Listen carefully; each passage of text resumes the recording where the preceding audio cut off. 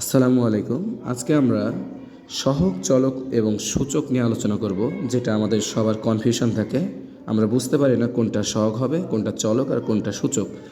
দেখেন, আমি একটা রাশি লিখছি 7x³ এই জায়গায় দেখেন এক্স হচ্ছে চলক, এক্স হচ্ছে চলক, আর এক্সের সঙ্গে যেটা গুণ আকারে আছে এটা হলো সহগ, এটা আমাদের হচ্ছে সহগ।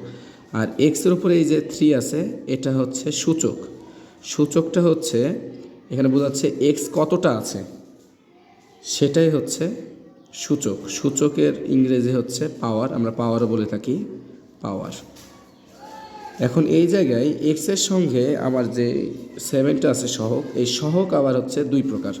সহগ দুই প্রকার আছে, একটা হচ্ছে সাংখ্যিক সহগ, সাংখ্যিক, আরেকটা আছে আক্ষরিক। আক্ষরিক সংখ্যা দ্বারা যেগুলো চলকের সঙ্গে থাকবে সংখ্যা, সেগুলো হবে সাংখ্যিক, আর যেগুলো অক্ষর যেমন ABCD এইগুলা হচ্ছে আক্ষরিক। যেমন হচ্ছে এখানে 5ABX, এই জায়গায় 5 হচ্ছে সাংখ্যিক সহগ, AB হচ্ছে আক্ষরিক, আর X তো হচ্ছে চলক। আশা করি আপনারা এটা বুঝতে পেরেছেন।